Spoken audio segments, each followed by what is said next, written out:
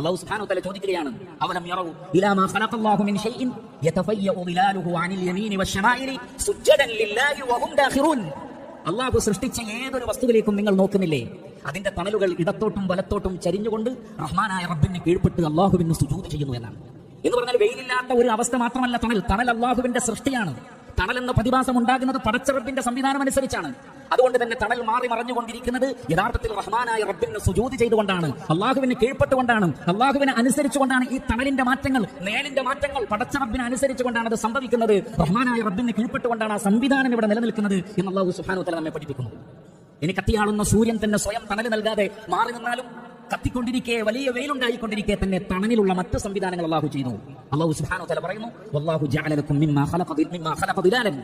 അല്ലാഹു സുബ്ഹാനഹു വ തആല സൃഷ്ടിച്ചതിൽ നിന്ന് അവൻ നിങ്ങൾക്ക് തണൽ സംവിധാനിച്ചു തന്നിരിക്കുന്നു. മേഘങ്ങളുടെ തണലുകൾ, വൃക്ഷങ്ങളുടെ മരങ്ങളുടെ തണലുകൾ, ഗുഹയുടെ തണലുകൾ, കെട്ടിടങ്ങളുടെ തണലുകൾ, എന്തിനേറെ ഒരു കുട നിവർത്തി പിടിച്ചാലും വലിയ ഒരു ഇല നമ്മളുടെ തലയുടെ ഭാഗത്ത് പിടിച്ചാലും അതിലൂടെ ലഭിക്കുന്ന തണലിന് പോലും എന്തൊരാശ്വാസമാണ്, എന്തൊരു സമാധാനമാണ്. ആരാണത് സംവിധാനിച്ചത്?